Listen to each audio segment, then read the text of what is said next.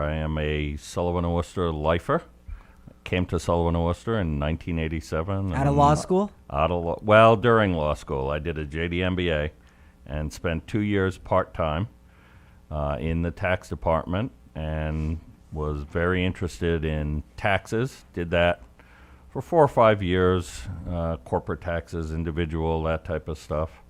Was actually right on the verge of quitting and going to do something different, and I switched to the employee benefits area, ERISA, and that defective gene sort of locked in place, and I just took a shine to it, and it's what I've done ever since. That's a very highly technical practice, isn't it? Even within the law. It is, and that's partly what makes it fun. It's an interesting combination of law and lore, L-O-R-E, sort of what are people doing, what's the Department of Labor doing, what's the IRS doing, how is the industry changing. The industry has changed significantly over the 20 or 25 years I've been practicing, and keeping up is part of the challenge and part of the fun. What are the new challenges that you're finding in that space? It's largely driven by the government and where they're focusing their efforts. So one of the things I do a lot of is retirement plans, 401k plans, SEPs, simples, those types of things.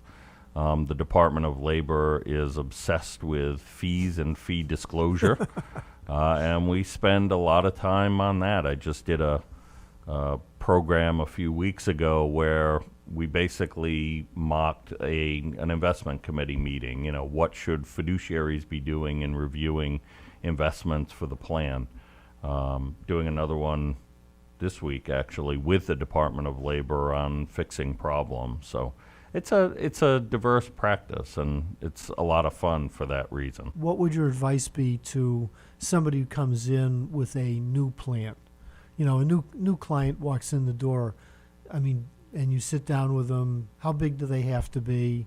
When do you start having the conversations with them? Sure, and our clients range from the sole proprietor to the 30, 40,000 employee company. For the smaller employers, the key is really understanding what responsibilities you're taking on. A lot of the vendors have boilerplate products that people can adopt. You know, I can go out and adopt a 401k plan by signing a bunch of documents, but then they're not really educated about what it is that, you know, what responsibilities go with it. Monitoring the funds, doing non-discrimination testing, making sure that when you withhold contributions from an employee, you remit them reasonably quickly into the trust, those types of issues. So what we can do, what I try to do is, particularly for the smaller employer, I try to make sure they understand the basics and highlight for them where the typical pitfalls are. They typically don't want me at every quarterly investment meeting if they're even doing them. You mean they don't want to pay your fees? They don't. Well, it's an expensive additional drag, and so I do what I can to help the smaller end of the market avoid the pitfalls, and that's really the key.